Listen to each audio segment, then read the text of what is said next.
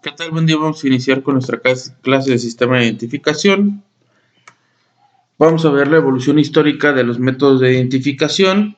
Ya habíamos visto algunos métodos de identificación, inclusive aquí los vamos a mencionar nuevamente. Creo que este tema debió haber sido uno de los principales, pero pues por alguna razón en el temario viene hasta esta sesión, entonces pues vamos a ver. Evolución histórica de los métodos de identificación. Un gran paso para la identificación de estos delincuentes viene dado por el trabajo de Alfonso Bertillon, médico francés que creó un novedoso sistema denominado antropometría.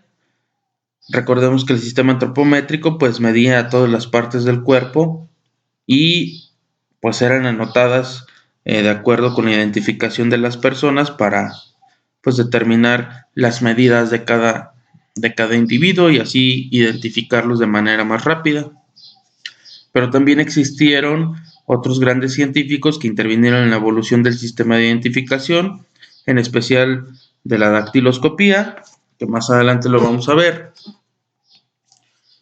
Sir William James Herschel, considerado el primer europeo que percibió el potencial de las huellas dactilares para la identificación de individuos, era oficial del ejército británico en la India, cuando en 1850 comenzó a incluir huellas dactilares en los contratos.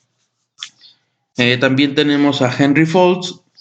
Por su parte, participaba en una misión como médico en Japón cuando empezó a coleccionar muestras de las huellas dactilares de humanos y de monos.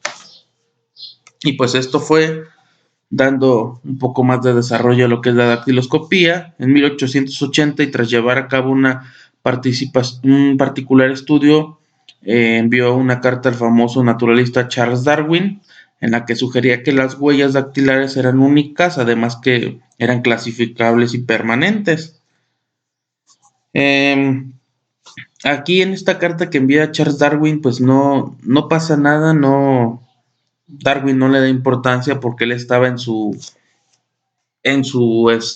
teoría, en su estudio de la evolución y pues no le hizo caso, entonces pues ya posteriormente siguieron los trabajos por su parte, ya Charles Darwin ya no se involucró. Ese mismo año Herschel se convertiría en la primera persona en publicar una revista científica que se llamaba El valor de las huellas dactilares como instrumento de identificación.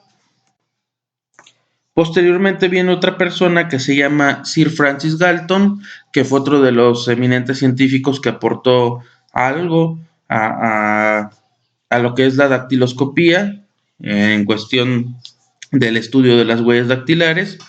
Este era primo del famoso Darwin y su investigación estaba centrada en las cuestiones hereditarias. Encontró varios coeficientes de correlación, o sea, medidas que se corresponden entre sí en el cuerpo humano a través de la antropometría. Pero en cuanto a dactiloscopía, pues fue el primer autor en publicar un libro sobre huellas dactilares que se llamó Fingerprints, que es huellas dactilares, en 1882, donde demostraba que las figuras de las huellas dactilares pues son únicas e irreemplazables.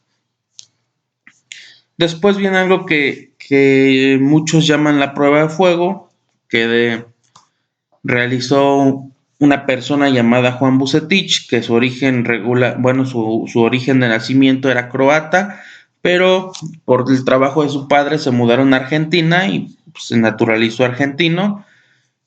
Juan Bucetich trabajaba en el Departamento Central de Policía de la ciudad de Plata cuando se interesó por el trabajo que había publicado Francis Galton, que era el del libro de Fingerprints, tras lo que ideó personalmente un método para comprobar la correspondencia entre las huellas dactilares, que en 1891 decidió poner en práctica recogiendo muestras de las huellas dactilares de 23 presos.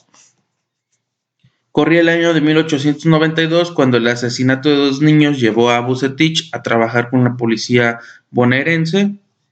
Las primeras investigaciones apuntaban a un hombre relacionado con la madre de los niños, pero los investigadores no eran capaces de hacerle confesar. a pesar de haber utilizado diferentes métodos de tortura. En la escena del crimen había hallado una huella dactilar manchada de sangre. Vucetich comprobó que pertenecían a la madre de los niños, una señora que se llamaba Francisca de Rojas, quien ante la evidencia confesó derrumbada el doble homicidio. O sea que ya por medio de las huellas Juan Vucetich determinó pues que la madre había sido la responsable del homicidio de los dos menores. Y aquí vemos algo que ya habíamos visto en nuestros métodos de identificación, lo que es la maceración orgánica, que es esa mancha que hizo la madre con sangre.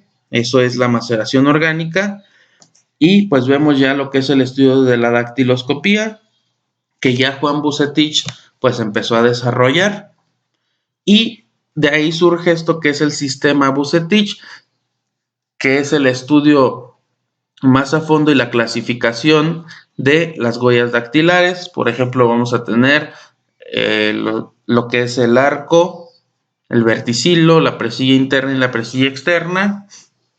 Bueno, se los dije en desorden. Primero tenemos del lado izquierdo el arco, posteriormente tenemos la presilla interna, posterior la presilla externa y al último el verticilo.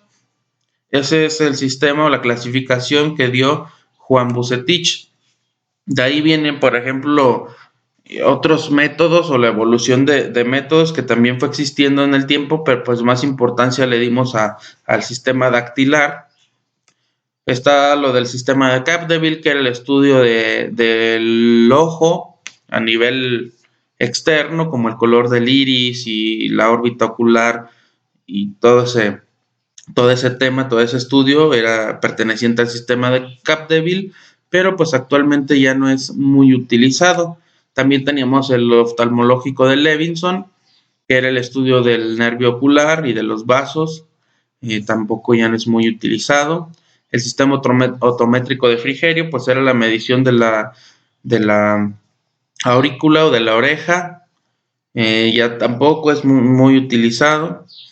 El sistema odontológico, pues este se utiliza más en Estados Unidos, en México todavía no es muy utilizado, todavía falta mucho desarrollo y mucho crecimiento en cuestiones de odontología forense.